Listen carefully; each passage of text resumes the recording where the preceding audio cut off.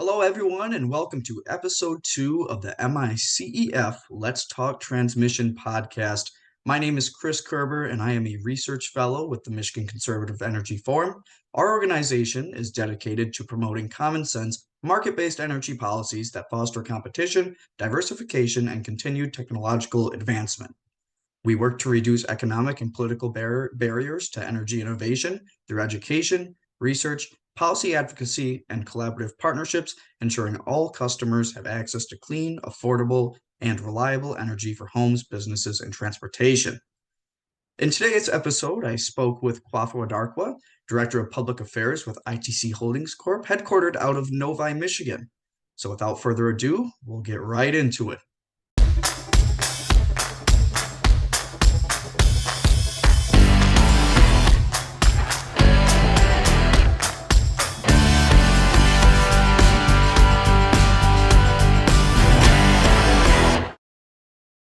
Kwafo, thank you so much for joining us today. Good morning, Chris. How are you? I am good. Well, hey, I really just want to thank you for taking the time to hop on today and tell us all about transmission. So, to get started, could you tell us a little bit about ITC as a company and its rich history in Michigan, along with your background and the role you play there as well? Yeah, Chris. No, thanks for the opportunity this morning. Really appreciate it. My name is Kwafo Adarkwa. I'm the Director of Public Affairs for ITC's Michigan Business Unit. ITC is the nation's largest independent electric transmission provider. You can think of us as a lot of the highway of electric energy in our great state. We actually operate in 8 different Midwestern states. Michigan is our headquarters. We were founded in 2003, so we just celebrated our 20th anniversary of existence, and really are the conduit between all forms of electric generation and the end-use customers here on the back end of the system. And so we own, operate, and maintain transmission throughout those states. That's our primary focus. And we like to think, and I think the record shows, that we do a great job owning, operating, maintaining transmission across that wide footprint. To date, we've invested over $10 billion across all of our subsidiaries. And again, Michigan has been a beneficiary of all that stuff. Me personally, as Director of Public Affairs, I joined the company almost 15 years ago, if you can believe that. So, and I have the distinct pleasure of trying to build trust with our different stakeholder groups, especially in the regulatory and legislative policy arenas. I also have the distinct pleasure to lead our electrification efforts across the footprint. So a lot of busy times at ITC, great company to work for, a great partner in the great state of Michigan and our other Midwestern states. Absolutely. So when you say that ITC owns transmission lines, is that only lines, or are there other assets like substations, warehouse, stuff like that as well? I like it. Yeah, no, that is a great distinction, Chris. So not just the lines, but yes, transformers, downstream assets, the high side of the voltage, right? There's a 3-phase system to electric delivery throughout the country. So you have generation, you have transmission, and distribution. You can think of us as that middle conduit between where power is created and where power is consumed. But yes, we own high voltage transmission lines. We own transformers, we own breakers, we own reclosers, a lot of different things. That's my engineering hat that comes on in the bandwidth of our organization. We just don't own generation. We just don't create power. We deliver power, and we have all the associated equipment that helps us deliver power reliably to Michigan's residents. Awesome. And you also mentioned there at the beginning that ITC was the nation's largest independent transmission owner. Could you talk a little bit about what that independent means and maybe some of the advantages to that model as opposed to others? Yeah, no, it's a great distinction, Chris. So independent in this context is that we, again, don't own any generation or distribution. We're singly focused on being independent and being able to connect customers to power wherever they are. And so I would say one of the benefits of that is traditionally in what we call vertically integrated companies that have both generation, transmission, and also distribution, sometimes there's a competition for capital, right, and resources. And sometimes transmission, for many decades was the piece of the puzzle that was often overlooked. With our model, this independent business model, we focus primarily on the reliability, the safe, reliable, affordable delivery of power across those Midwestern states. And so we focus all our efforts, every day we wake up trying to be reliable, affordable, and to provide at least cost power for folks through our assets across the greater Midwest. And so that independence piece of it really has sharpened our focus, and the results show in terms of our outages. We rank in the top half of the country in terms of performance for our outages and way our system performs. And so we have spent 20 long years building a system, investing in the system, and it's really shown in terms of our outage metrics. Again, with that top quartile, top decile, in the top part of all electric utilities in North America, we're one of the best performers that are out there. Great. Yeah. So in episode 1 of this podcast, I was joined by Chairman Dan Scripps of the Michigan Public Service Commission, and he gave us an overview about how transmission owners and utilities are regulated at the state level. Could you maybe give us a refresher on that, and then also talk about how ITC is regulated at the federal level? Yeah, I'll probably take it in reverse order. So for Sure. ITC, because of that interstate piece, the fact that we're connected across states, so we have lines that connect us into other states, we are regulated for rates, conditions, and terms of service by the Federal Energy Regulatory Commission, or FERC. And so they kind of are the primary regulator for how we charge customers, how we go about our operations, sort of those sort of things. At the state level, so where Chairman Scripps, good friend of mine, by the way, where he and his group have jurisdiction over us, is for the siting of major transmission lines, which are defined as lines that are 345 kV and above and 5 miles long or longer. So actually 345,000 volts. So the big lines that we're trying to do, they have jurisdiction over siting for us. That is not to say that the commission doesn't also, we're really closely aligned with them in terms of thinking about how they are trying to grow Michigan from a variety of different dimensions. So there's a lot of interplay with commission's desires for a robust transmission grid, and they have a lot of viewpoint and I would say in terms of how we go about looking at building out the grid. We spend a lot of time educating their staff, working with their staff on ways in which we can do our job better. And the commission and its staff is really involved in MICEF, which we'll talk about in a little bit, in terms of that transmission planning process. Their staff is very much involved in going back and forth with iterations on how we build out the grid here in Michigan and other states. Great. So, and thank you for that segue into MISO. So the Mid-Continent System Operator, or MISO for short, when people talk about ITC and transmission owners in general, there can often be a lot of confusion with the relationship between the two organizations, the transmission owners and RTOs or ISOs. Could you provide a little bit of information on how that relationship functions when it comes to operations like planning or simply managing the grid? Yeah, so MISO, as you rightly pointed out, the Mid-Continent Independent System Operator, it's been in practice almost as long as ITC, probably about the same vintage. And they really serve, the best way to describe for your viewers is MISO serves as like the air traffic controller. So they are constantly looking across a 17-state region, which goes from Manitoba all the way down to the Gulf Coast. They're looking across that wide region to balance generation and load. They're also looking at transmission expansion, which is where companies like ITC come involved. And they have what's called the Mid-Continent Transmission Expansion Plan, the MTEP, that we're all involved in, where we take all of our projects, right, that we want to create and build every year. We go through a process where they vet those projects and sort of adjudicate whether or not those projects should go through. And there's a lot of transmission analysis and study, a lot of engineering work. And as I mentioned, that's where folks like the Michigan Public Service Commission and other stakeholders come in this big process that evaluates all of the projects that we as a transmission owner are trying to do going forward. And that's the same for most of the mid-continent, where they have this back and forth, this iterative process of planning the transmission system.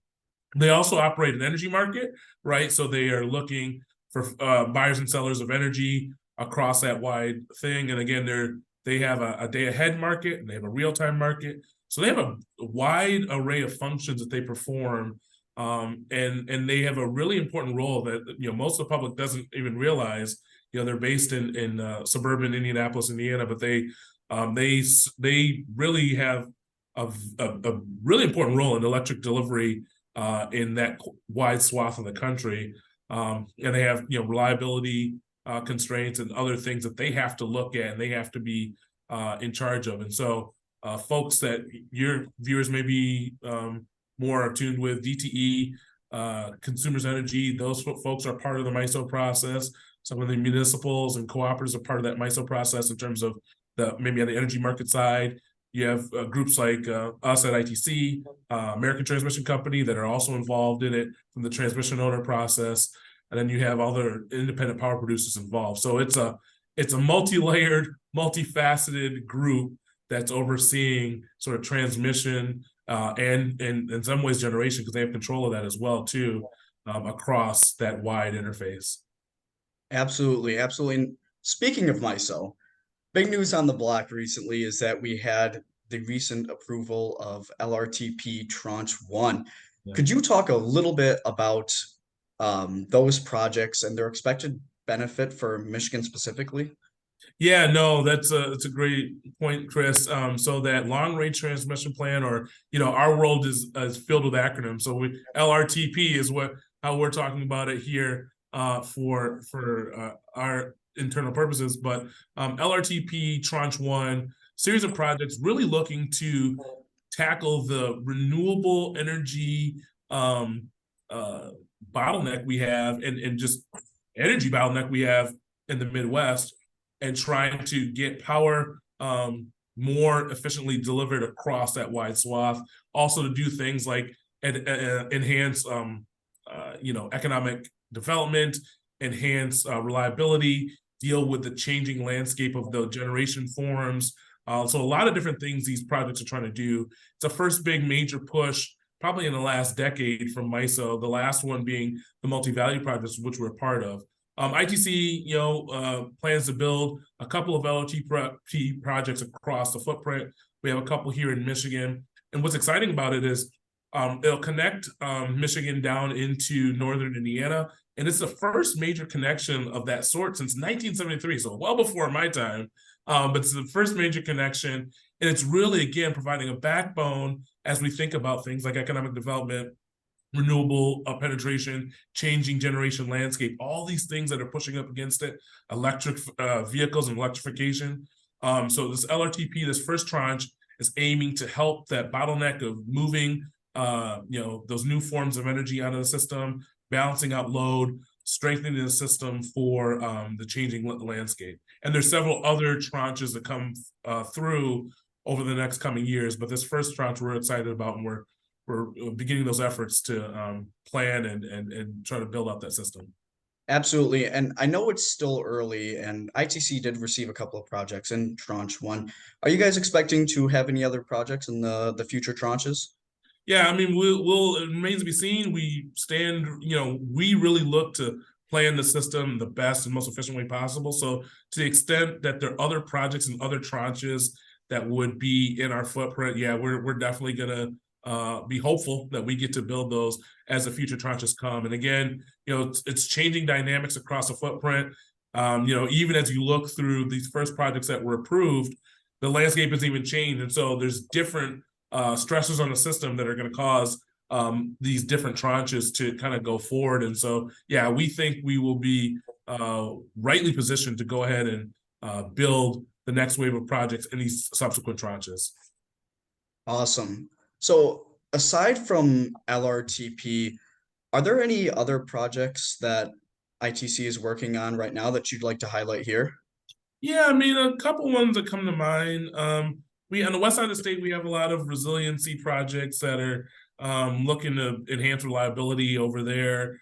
In the city of Detroit, we've done some fascinating stuff with some undergrounding of cables, working with substations at the 120 kV level. So the area of Hamtramck, there's an Island View project and Promenade. So all these things that are enhancing a growing Detroit and a vibrant Detroit. And so we're really proud to be working on those projects and coming through there. And then in the north part of our system, so kind of northern Michigan, looking to strengthen some of the system up there that's been a little bit something we've been looking at over the whole 20 years we've been in existence, strengthening that northern tier, making that backbone system a little bit more robust. So, Detroit, West Side, pretty much all over the state, we've been doing projects. The work in Detroit is pretty unique, having to be underground in some of those areas of the city, just trying to work through that. But that stuff is coming along really well. And, the capital plan we have in totality for 2023 is quite massive. It's $573 million. And so we're really working hard every day to execute on that and do that in a way that is affordable for customers, reliable for customers, but gets these new forms of generation online, gets this economic development moving through our state, and make sure the light stays on as much as possible. Right. And yeah, speaking of new forms of generation, Yeah. we have seen, our entire country and the state of Michigan really starting to transform in generation fuel mixes. And obviously that's the transition from fossil fuels to clean and renewable energy. So why is transmission so important for this transition, and how is ITC specifically working to advance these clean energy goals? Yeah, and so when I think about it, if there's proponents of clean energy, clean technology, electrification, what have you, if you love those things, you're gonna have to at least like transmission. That's kind of a phrase we have in the shop, and really it's the fulcrum, it's the connectivity, it's the backbone of what you're trying to do. I don't care what form of new type of generation you bring onto the system, without the transmission they're provided to disperse that energy across a wide swath of our state or broader our region, you're going to be sunk. And so transmission really is at the forefront of all forms of generation that are coming on the system, all new forms. And when you think about the balance that we talked about MISO a little bit ago, a group like MISO trying to balance load across that wide area, they need the flexibility and reliability transmission provides to keep the lights on, to keep that power flowing reliably and safely. And as we change from more base load generation that is dispatchable to a more intermittent state with some of our renewables, you need the flexibility that transmission provides so that when the sun doesn't shine in a particular area of our state or our region, and maybe the wind is going in another part of our state, and so that diversity of resources is tied together through transmission. And so without that connectivity, we will be sunk as a state. And so transmission has a vital role in the development of renewables and pretty much all forms of generation moving forward in our state for now and in the foreseeable future. Right on. So with these massive changes that are occurring, how does ITC think that the transmission system overall needs to change to accommodate the rapid growth of renewables into the grid? Yeah, I think what we have to do as an organization is make sure we stay flexible of thought, really trying to sharpen our acumen about how we build projects, where we build projects, how that all takes place.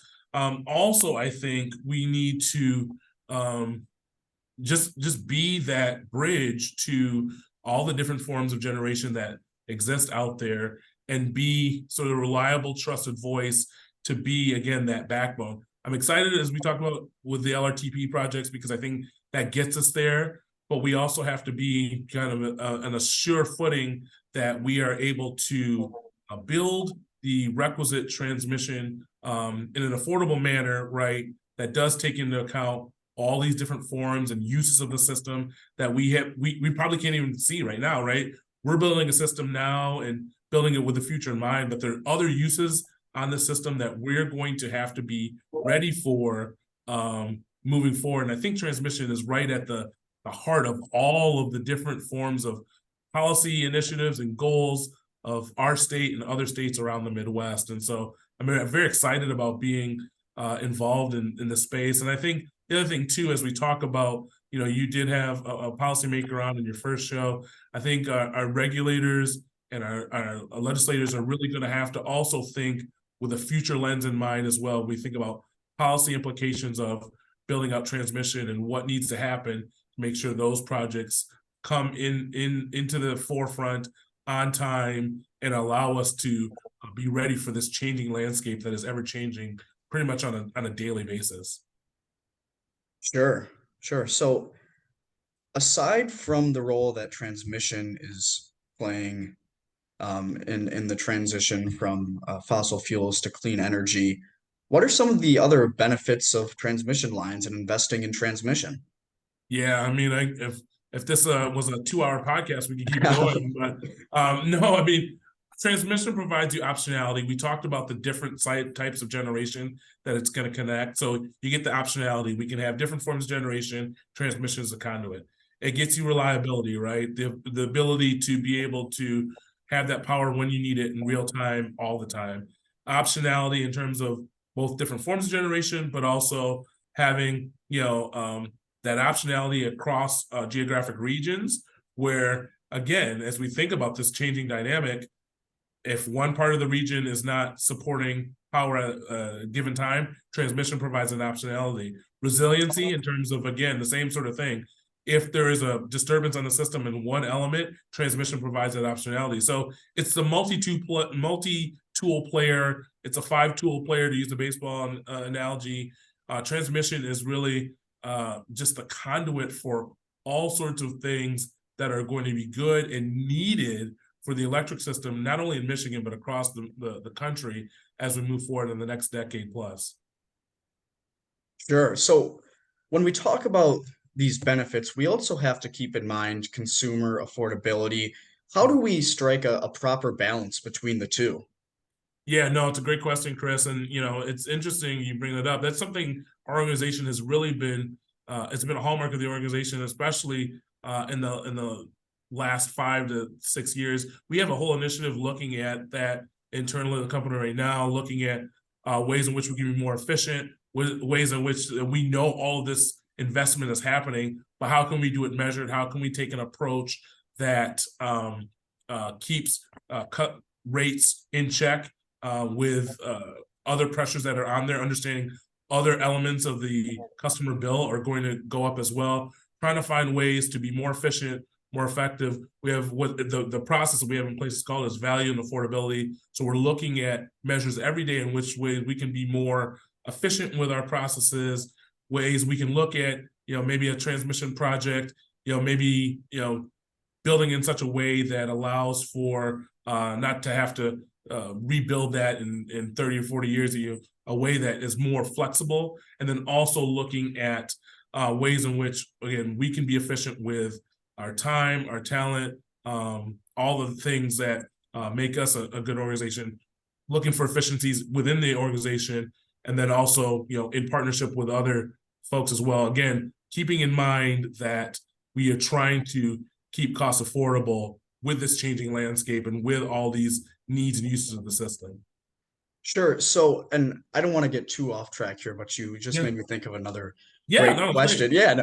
No, so why don't customers in Michigan typically, why don't they get a bill from ITC? Who does ITC charge for their services? Yeah, that's a great fundamental question, Chris. So our primary customers are the utilities that most of your viewers would know, ET and consumers. And it's really based off, when we go back historically, back in the early 2000s, some Michigan legislation was enacted that really divested the transmission system away from those investor-owned utilities that we all know. So our customers, based on that legislation, are the DTEs, the consumers energy, the municipal utilities of the world, those are primary customers because we are connected to them, and actually MISO serves as the billing agent for all of that. So again, going back to MISO, a recurring theme here, they are really the arbiter of looking at those bills, and they send bills on our behalf to the customers, and they serve as a clearinghouse for us. So our customers that, and that's why customers don't get a bill. It's a bifurcation of the system based on providing open access, and that's really, when you go back historically, why there is even an ITC, as a spinoff from the old DTE system way back when in the early aughts, is to provide some of that non-discriminatory access, and that was the move back then, to actually try to have that. So that's why you don't see our bill, but we are actually embedded in the bill through what's called the power supply cost recovery factor. We can get really wonky, but that's it is in your bill, but it's buried in your bill for those residents of Consumers Energy and DTE Electric. Perfect. Thank you so much for that. So Yeah. as we look ahead at the national level and just in Michigan, what does ITC as some of the most significant opportunities and challenges for the electric transmission industry? Yeah, I would say a couple of big opportunities. We talked about them a little bit throughout today's discussion. LRTP is going to be major in terms of not only this tranche 1, but future tranches, as we look to think about the changing landscape of energy delivery in our country, and so and energy generation. I think another big, I think, piece for at least the state of Michigan is economic development. Those are huge drivers of a lot of our projects right now. I'm really excited about the fact that Michigan is a place that a lot of people want to do business in. And so we have a lot of opportunities in the transmission space to help deliver on some of the state's goals and attraction of businesses to our state. And so I'm really bullish on that as well. Those are two big, I think, opportunities for us moving forward, that whole suite of LRTP projects, plus other, capital projects, and then the piece on the economic development. And I also should point out, we talked about those forms of generation as well. So generator interconnection, so interconnecting new generators in the system as well, another big chance of opportunity. So a lot of growth. The company's really in a growth spot. I think some of the challenges we have to deal with, are obviously it's getting harder and harder to build transmission in a lot of parts of our state, and there's opposition to things being built in different parts of the state. So that's a thing that we'll have to deal with as we move forward. Also, as you mentioned rightly, cost and rate pressures and folks concerned about the overall bill. And so having to keep that in mind as well going forward is a potential obstacle as well. And then just think about the pace of change too, right? So many different things and uses and activity happening in the system. Can we all do it on time? Can we all do it in a way that's measured and approached? We think we can, but it remains something out there to be mindful of as we move forward. Can we get this all built in enough time and in a way that is cost effective for all of our customers? So lots to keep getting gray hair on the top of my head thinking about all this stuff. So. All right. Well, I want to thank you once again so much for taking the time to talk with us today and really, just give us your expertise on everything that's going on right now.